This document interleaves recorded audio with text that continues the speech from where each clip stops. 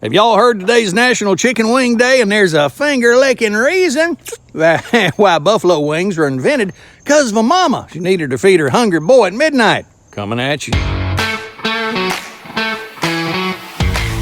Well, butter my biscuit and call me satisfied. Today, July 29th, is National Chicken Wing Day. And here's a story that'll make you hungry and a preacher to church potluck. Way back in 1964, Teresa Bellissimo was running the Anchor Bar in Buffalo, New York, when her son Dominic showed up late one night with a bunch of his buddies, all starving like they hadn't eaten in a week. With nothing but chicken wings, which folks usually just use for soup stock, she tossed them in hot sauce and butter, served them up with celery and blue cheese, and accidentally created America's favorite bar snack.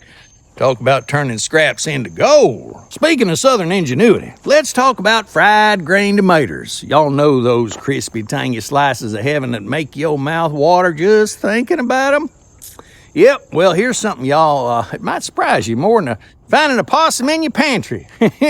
Fried green tomatoes weren't actually invented in the South. What? No, they came from Jewish immigrants in the Midwest who brought their schnitzel frying techniques to America. But leave it to us Southerners to perfect the art. We added cornmeal to the coating and made them a staple at every fish frying family reunion from Georgia to Texas. Y'all hear some wisdom today from the good book in Matthew 14:20. After Jesus fed them 5,000 with just 5 loaves and a couple of fish, it says, they all ate and were satisfied. And the disciples picked up 12 basketfuls of broken pieces that were left over.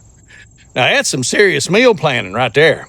This verse reminds us that God can take our small offerings, whether it's leftover chicken wings or green tomatoes that ain't ready yet, and turn them into something amazing that feeds both body and soul.